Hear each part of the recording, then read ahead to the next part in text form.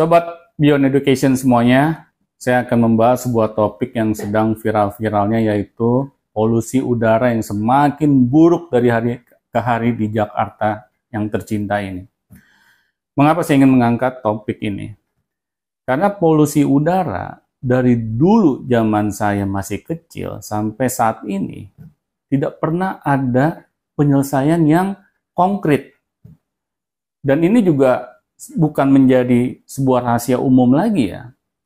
Polusi udara di Jakarta ini memang tidak pernah ada yang menginginkan untuk menyelesaikannya. Baik itu pemerintah maupun para jajarannya. Nah, disinilah menurut saya pribadi, kalau kita ingin menyelesaikan sebuah masalah, tetapi kita tidak berusaha mencari apa yang menjadi akar permasalahannya, kita akhirnya sulit untuk keluar dari masalah yang selalu sama dari hari ke hari yang kita rasakan. Seharusnya di sini pemerintah sadar bahwa masalah polusi udara ini selalu ada jalan keluarnya. Tetapi pertanyaannya, kita mau tidak dalam menyelesaikannya? Karena kalau kita tidak pernah mau menyelesaikannya, maka kita akan menemui masalah yang sama terus-menerus. Sebenarnya masalah polusi udara di Jakarta ini adalah sangat simpel. Saking simpelnya nggak ada yang mau ngerjain. Nah, disinilah saya ingin mengutarakan apa yang menjadi isi hati saya berkaitan dengan masalah polusi udara di Jakarta. Sampai-sampai Presiden Jokowi jadi batuk-batuk akibat masalah polusi udara di Jakarta ini. Nah, seharusnya kita sebagai masyarakat yang cerdas, kita tidak perlu gitu mencari solusi yang sulit, karena solusi yang sulit itu kadang terlalu rumit gitu.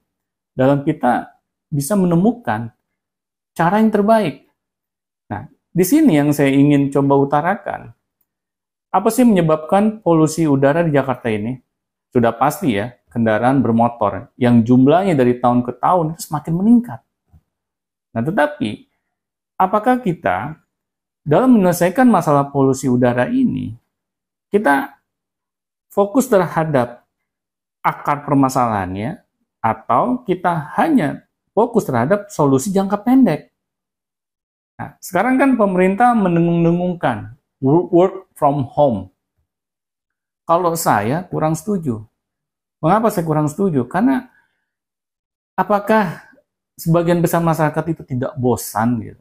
Waktu pas ada pandemi COVID, kita sudah melakukan WFH ini dalam jangka waktu yang panjang, 2 tahun lamanya. Sekarang kita harus WFH lagi. Ini kapan kita memiliki kebebasan gitu sebagai rakyat, dapat menghirup udara segar? Masa sih untuk menyelesaikan masalah yang sebenarnya simpel ini kita harus WFH-kan masyarakat banyak gitu, agar mereka bekerja dari rumah. Sebenarnya kenapa sih masyarakat umum gitu menggunakan kendaraan pribadinya dari rumah mereka ke tempat mereka bekerja? Sudah pasti karena transportasi umum di negeri ini itu sangat buruk. Kalau transportasi umum itu sangat bagus, saya yakin nggak mungkin banyak orang yang menggunakan kendaraan pribadi. Saya aja males gitu menggunakan kendaraan pribadi. Apalagi kalau jarak dari rumah ke tempat bekerja itu jauh. Saya lebih senang naik kendaraan umum, bisa tidur di dalam kendaraan. Tetapi kalau naik kendaraan pribadi, otomatis saya harus menyetir. Saya harus mengendarakan misalnya motor. Dan kalau tidur di atas motor, sudah pasti saya kecelakaan. Nah, disinilah kita tidak pernah mencari tahu gitu, apa sih yang bisa menyelesaikan masalah ini. Nah, seharusnya pemerintah tuh sadar gitu, bukan masalah juga mobil listrik. Karena mobil listrik itu harganya mahal. Gak semua orang mampu membelinya. Kalau itu menjadi solusinya, mungkin bagi segelintir orang saja yang berpunya gitu. Tetapi bagi segelintir besar masyarakat kita, ya, dalam kondisi ekonomi yang masih menengah ke bawah, bagaimana mereka kebeli mobil listrik tersebut? Nah, disinilah yang saya lihat kok kita ini seperti kurang cerdas gitu dalam menyelesaikan masalah yang sebenarnya sangat simpel ini. Kalau kita sudah sadar ya bahwa banyak masyarakat menggunakan kendaraan pribadi dari rumah menuju ke tempat kerja, biasanya apa sih menyebabkan mereka seperti itu? Tadi saya sudah bilang di awal ya, karena kendaraan transportasi umum kita inilah yang bermasalah gitu. Kita misalnya hanya fokus di kota Jakarta saja, transportasi umum kita perbaiki. Tapi bagaimana kota-kota penyangga di luar Jakarta? Yang kebanyakan mereka lah yang membawa kendaraan pribadi menuju tempat di mana mereka bekerja di Jakarta. Apakah kita tidak sadar gitu, yang membuat polusi udara semakin buruk di Jakarta itu bukan orang Jakarta, tapi orang-orang yang tinggal di kota penyangga di sekitar Jakarta. Nah, seharusnya pemerintah berpikiran bagaimana nih meningkatkan jumlah transportasi umum yang berkualitas dari kota penyangga ke kota Jakarta. Kita jangan fokus misalnya terhadap salah satu jenis moda transportasi saja. Kita perbanyak. Karena apa? Karena jumlah orang-orang yang tinggal di kota penyangga Jakarta juga sangat banyak jumlahnya gitu.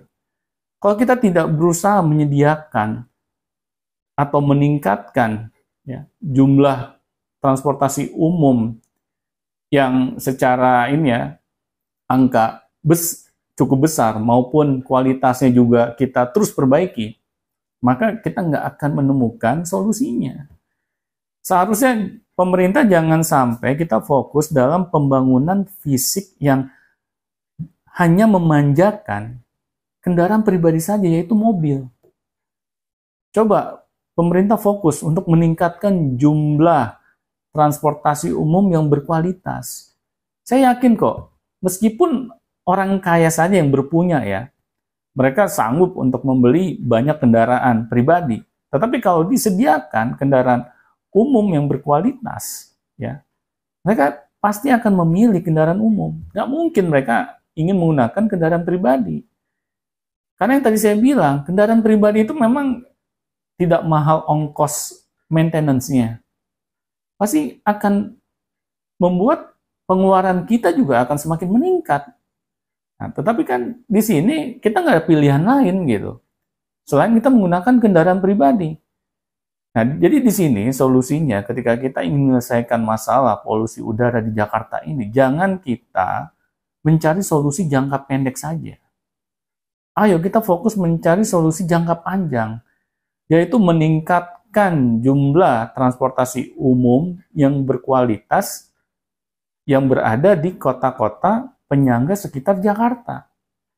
Kita atur dengan sebaik-baiknya agar apa? Agar masyarakat secara sukarela mereka mau mengganti kendaraan pribadinya dengan menggunakan kendaraan umum yang berkualitas. Karena tidak ada masyarakat yang mau hidup susah dengan keadaan seperti saat ini, dengan keadaan polusi udara yang makin kesini tuh makin buruk. Karena semakin buruk kualitas udara di tempat di mana kita tinggal, sudah pasti akan menyebabkan masalah-masalah baru lainnya yang bermunculan.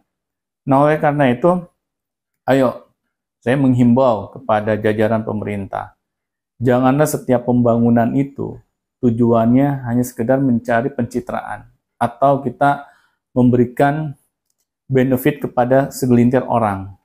Ya, ujung-ujungnya kepentingan lagi. Ayo kita sekarang fokus pembangunan yang ada di negeri ini adalah kepentingan untuk rakyat banyak.